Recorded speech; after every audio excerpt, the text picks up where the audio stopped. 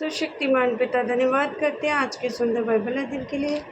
खुदावन हर एक को बड़ी बरकत दीजिए, आशीष कीजिए पिता, यीशु नाम से मांगते हैं, आमीन।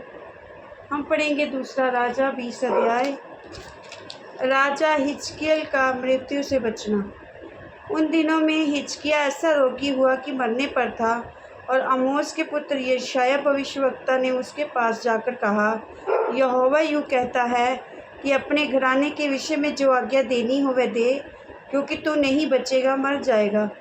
तब उसने दीवार की ओर मुँह फेर यहोवा से प्रार्थना करके कहा, हे यहोवा, मैं विनती करता हूँ, स्मरण कर कि मैं सच्चाई और खरे मन से अपने को तेरे सम्मुख जानकर चलता आया हूँ, और जो तुझे अच्छा लगता है वही मैं करता आया हूँ।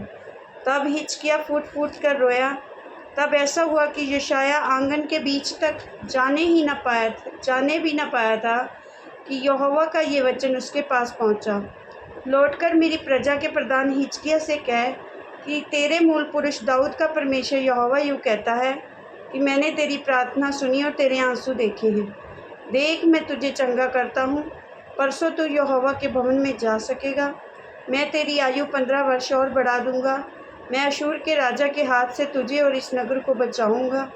मैं अपने निमित्त और अपने दास दाऊद के निमित्त इस नगर की रक्षा करूंगा। तब यशायाह ने कहा, अंजीरों की एक टिकिया लो।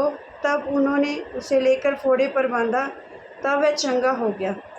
हिजकिय्याह ने यशायाह से पूछा, यहोवा जो मुझे चंगा करेगा और मैं परसों यहोवा के भवन को जा सकूंगा, इसका क्या चिन्ह होगा? यशायाह ने कहा, यहोवा जो अपने कहे हुए वचन को पूरा करेगा। इस बात का यहोवा की ओर से तेरे लिए ये चिन्ह होगा कि धूप घड़ी की छाया 10 अंश आगे बढ़ जाएगी और 10 अंश घट जाएगी। हिजकिय्याह ने कहा, छाया का 10 अंश आगे बढ़ना तो हल्की बात है, इसलिए ऐसा हो कि शायद 10 अंश पीछे लौट जाए। तब यशायाह भविष्यवक्ता ने यहोवा को पुकारा, और आहाज की धूप घड़ी की छाया जो 10 अंश ढल चुकी थी, यहोवा ने उसको पीछे की ओर लौटा दिया। बेबीलोन के दूतों का आगमन। उस समय बलदान का पुत्र ब्रोदक बलदान, जो बेबीलोन का राजा था, उसने हिजकिय्याह के रोगी होने की चर्चा सुनकर उसके पास पत्री और भेंट भेजी, और लाने वालों की मानकर हिजकिय्याह ने उनको अपने अनमोल पदार्थ, सब भंडार और चांदी, सोना और सुगंध द्रव्य और उत्तम तेल और अपने हथियारों का पूरा घर और भंडारों में जो जो वस्तुएं थी वह सब दिखाई। हिजकिय्याह के भवन और राज्य भर में कोई वस्तु ना रही जो उसने उन्हें ना दिखाई हो। तब यशायाह भविष्यवक्ता ने हिजकिय्याह राजा के पास जाकर पूछा, वे मनुष्य क्या कह गए और कहाँ से तेरे पास आए थे? हिजकिय्याह ने कहा, वे तो दूर देश से अर्थात बेबीलोन से आए थे। फिर उसने पूछा, तेरे भवन में उन्होंने क्या क्या देखा? हिजकिय्याह ने कहा, जो कुछ मेरे भवन में है वह सब उन्होंने देखा।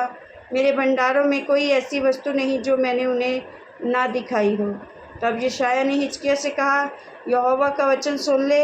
ऐसे दिन आने वाले हैं जिनमें जो कुछ तेरे भवन में है, जो कुछ तेरे पुरखाओं का रखा हुआ आज के दिन तक भंडारों में है, वह सब बेबीलोन को उठा लिया जाएगा। यहोवा ये कहता है, कोई वस्तु ना बचेगी, और जो पुत्र तेरे वश में उत्पन्न हों उनमें से भी कुछ को वे बंदी बनाकर ले जाएंगे, और वह खोजे बनकर बेबीलोन के राजभवन में रहेंगे।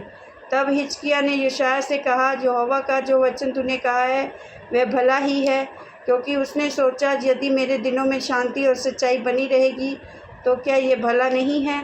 हिजकिय्याह के और सब काम और उसकी सारी वीरता और किस रीति उसने एक जलाशय और नहर खुदवाकर नगर में पानी पहुंचा दिया, ये सब क्या यहूदा के राजाओं की इतिहास की पुस्तक में नहीं लिखा है? अंत में हिजकिय्याह अपने पुरखों के संग सो गया, और उसका पुत्र मनश्शे उसके स्थान पर राज्य करने लगा। इस वचन के द्वारा प्रभु ब्लेस करेंगे, आमीन। सबको जय मसीह।